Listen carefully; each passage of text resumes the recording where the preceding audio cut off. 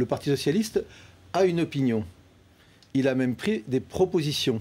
Le président de la République a, dans les propositions qu'il a présentées en français, j'en sais quelque chose, parmi ces propositions, dit « je ferai adopter, je proposerai l'adoption du mariage pour tous ». Nous sommes dans la clarté la plus totale et en même temps dans la sérénité la plus totale. Il ne s'agit pas d'être dans des débats rhétoriques violents. Il s'agit d'être dans des débats le plus rationnels possible. Admettez avec moi que beaucoup de gens qui ont voté pour François Hollande l'ont fait pour une orientation générale de sa politique, essentiellement économique et sociale, et pas forcément pour le mariage homosexuel. Pas forcément pour cela. Évidemment, dans une campagne électorale, il est rare que tout se détermine sur un seul sujet.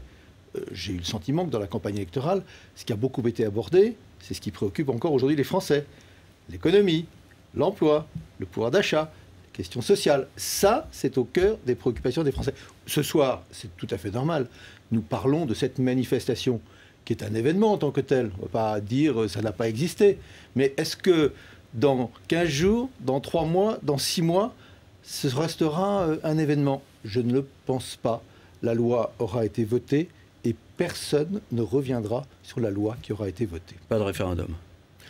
Pourquoi un référendum? En quoi est-ce que ce serait utile? Est-ce qu'il y a une majorité au Parlement? Les Français se manifestent en conscience et individuellement. Bien sûr, mais alors pourquoi sur ce sujet et pas sur un autre? Et dans ce cas-là, pourquoi est-ce qu'on ne passerait pas son temps à poser des questions aux Français? Si on demande aux Français un référendum, ils disent oui, bien entendu. Puis après, le jour où on pose la question, franchement, ça ne les passionne pas toujours.